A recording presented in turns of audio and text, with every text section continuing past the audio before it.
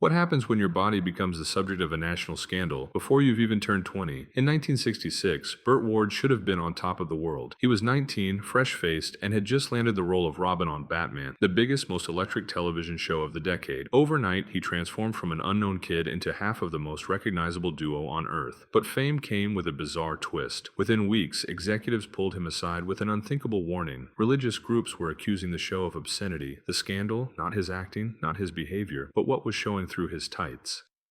The Catholic League of Decency, one of the most powerful morality watchdogs of its time, labeled his costume indecent. ABC executives panicked. Their solution was as shocking as it was disturbing. They handed Burt Ward a bottle of pills designed not to help him act but to chemically shrink his anatomy. This wasn't a rumor, it was reality. A teenage actor, adored by millions of children, was being told to alter his body to satisfy the outrage of people he had never even met. But what those executives and moral crusaders didn't know was that they weren't dealing with just any 19-year-old. Ward wasn't simply a kid caught up in Hollywood's machinery. He was someone who had been defying odds since birth, someone whose resilience and determination would outlast the controversy. What followed wasn't just the story of a television sidekick, it became the saga of a man who redefined what it means to be a real hero. And if you think his legacy ended in Hollywood, you couldn't be more wrong.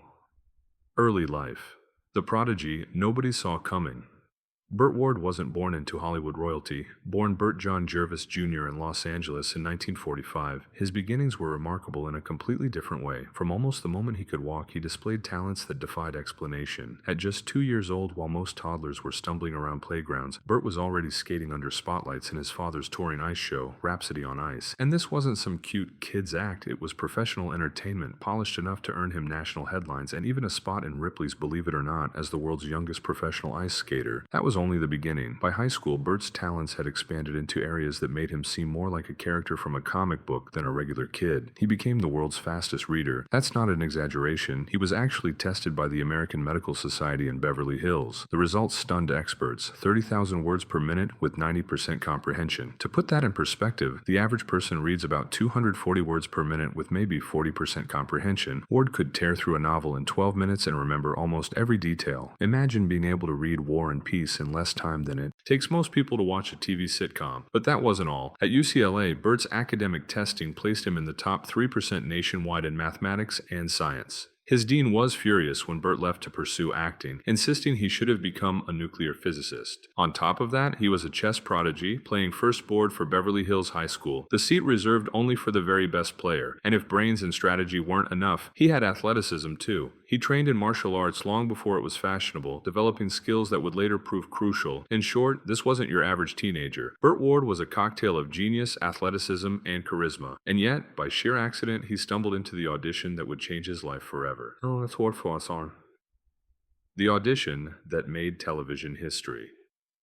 It was 1965 when Ward first walked into the offices of 20th Century Fox.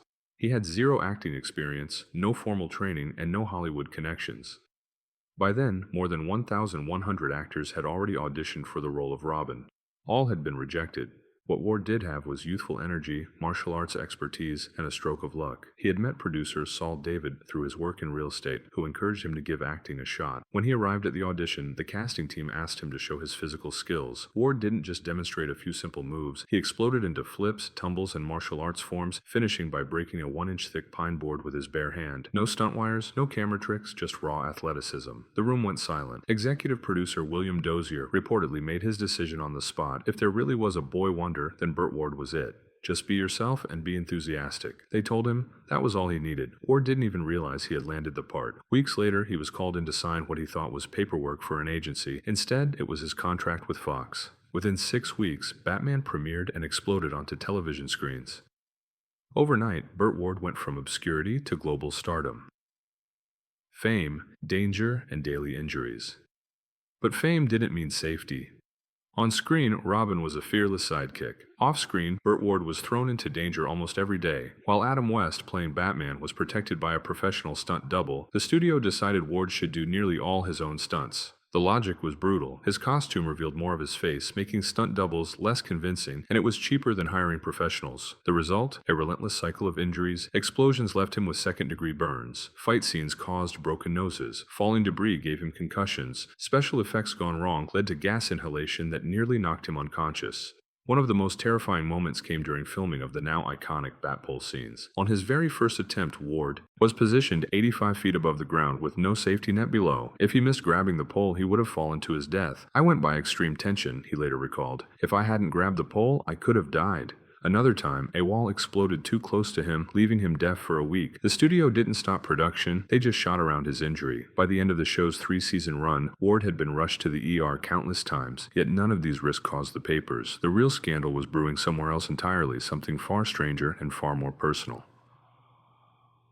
The obscenity controversy. As Batman rose to the pinnacle of television success, it didn't just conquer ratings, it became a cultural phenomenon. Night after night, the dynamic duo's colorful capers lit up living rooms across America. But beneath the surface of pop art bliss, a moral panic was brewing. The Catholic League of Decency, a dominant voice in 1960s Morality Watch, didn't raise alarms about violence, cliffhangers, or campy villains. Their concern was far more personal. Robin's vivid green shorts seemed too anatomically expressive. According to Burt Ward, they thought that Robin had a very large bulge for television. This wasn't lighthearted banter. This was a cultural firestorm. ABC executives were paralyzed. In an era when conservative voices could make or break entire shows, religious boycotts were a death sentence. Their reaction wasn't just tone-deaf, it was archaic. While Adam West, the stoic Batman, was merely padded with Turkish towels tucked into his undershorts, Ward's predicament was treated far more drastically. In a stunning escalation, Ward was sent to an on-call studio physician. The prescription? A course of pills engineered to reduce testosterone and shrink me up, as Ward put it, an attempt to chemically alter a 19-year-old's body simply to avoid offending prudish sensibilities. Think about that. A teenager, just out of high school, was instructed to take medication with no informed consent, no brief about side effects, no mention of fertility issues. His body became public property, a negotiation point between religion, ratings, and network PR. It was a violation both personal and medical. Ward complied for 3 days, then he quit. "I decided that they can probably keep me from having children," he reflected later. And with that, he reclaimed his agency. From that moment on, Robin's cape never looked so meaningful. He used it strategically, a shield against both scandal and censorship. Behind the scenes, Hollywood professionals whispered. An unnamed costumer, one of the few women who saw the daily indignities, confided in later interviews that the call to shrink Ward wasn't just shocking, it was terrifying. She remembered Ward's costume fittings turning into hushed consultations about how to make him more modest. These women, tasked with maintaining decency, watched as a medical solution replace creative one. No quotes survive, but the memory lingers. "It was wrong on every level," she recounted. "Here we were, sewing layers of fabric and padding, and then they go and send him pills." A makeup assistant, equally upset, told colleagues she'd never encountered something so invasive. "I've painted bruises, scars, wounds, but altering your body with pills just to make a suit seem modest, that's beyond anything I've seen." Their voices remain anonymous even now because Hollywood didn't bank reputations on outrage. It banked on silence. Decades later, the legacy remains chilling. The network never issued an apology, the Catholic League of Decency never addressed the consequences of their complaint, and Burt Ward stayed quiet until decades later he finally shared his story in interviews and memoirs, revealing the human costs behind the moral crusade. Bruce Lee, a friendship forged in training. But amid the chaos, Ward found an unlikely ally. Before Bruce Lee became a global martial arts icon, he was Ward's neighbor and sparring partner. Lee was starring as Kato on The Green Hornet, filmed at the same studio. The two young men bonded instantly over martial arts. Ward would watch Lee train in his backyard, endlessly practicing strikes and routines. They began sparring together, sharing techniques and philosophies. When The Green Hornet crossed over with Batman for a special 2-part episode, television history was made. Burt Ward's Robin fought Bruce Lee's Kato, marking the very first filmed fight scene of Bruce Lee's career. Ward remembered Lee as funny, kind, and almost superhumanly dedicated. He was practicing all the time, Ward later said. Their friendship lasted until Lee's shocking death in 1973 at just 32 years old. Ward was devastated. Lee wasn't just a co-star, he was a teacher, a brother, and a reminder that true strength comes from authenticity, not conformity. Love and defiance. In 1990, Burt Ward's life changed again, this time off-screen. He met Tracy Posner, daughter of billionaire businessman Victor Posner. Their very first conversation lasted 12 hours. It was love at first recognition, two people who understood what it meant to live under pressure. But Tracy's father was adamant, his rules were ironclad, never date an actor and never move to Hollywood. When Tracy announced she was in love with Burt Ward and moving west, Victor Posner was livid. He tried to end the relationship in the only way he knew, by writing a check. He offered Ward $10 million to walk away. Ward's response was immediate and uncompromising, number not for any price. He refused outright. In that moment, he proved that Tracy wasn't for sale. Eventually, Posner respected him for it. When the billionaire died in 2002, he left behind not just a fortune, but the knowledge that his daughter had married a man who truly loved her. Burt and Tracy have now been married for more than 3 decades. Gentle Giants. A mission bigger than Hollywood. While Hollywood defined his early life, Ward's second act was far more meaningful. In 1994, he and Tracy founded Gentle Giants Rescue and Adoptions.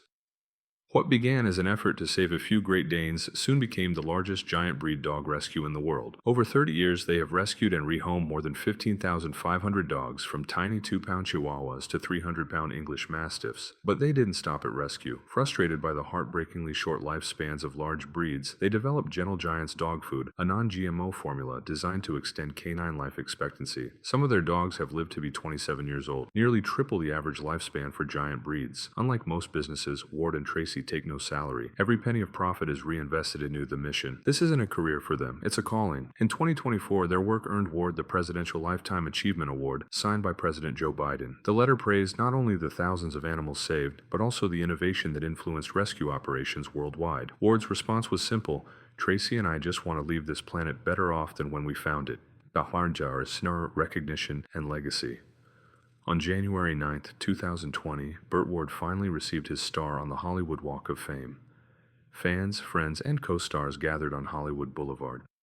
The Batmobile was parked nearby. Kevin Smith gave a speech.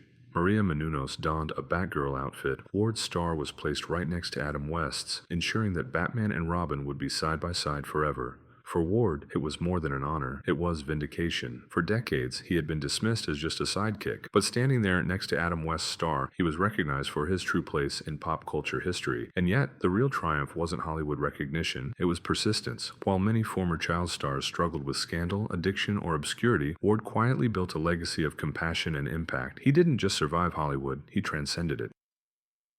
The real lesson.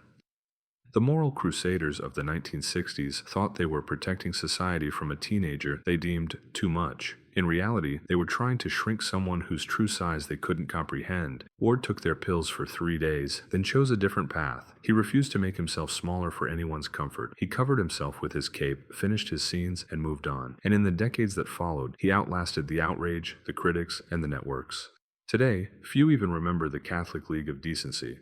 But everyone remembers Robin. Everyone remembers the boy wonder who fought villains on screen and lived like a real hero off screen. Over 50 years later, the boy they tried to shrink has saved more than 15,000 animals, earned presidential recognition, and inspired millions with his story of resilience. Sometimes the people who want to make you smaller are just afraid of how big you might become. And sometimes the best revenge is becoming exactly as magnificent as they feared you would be.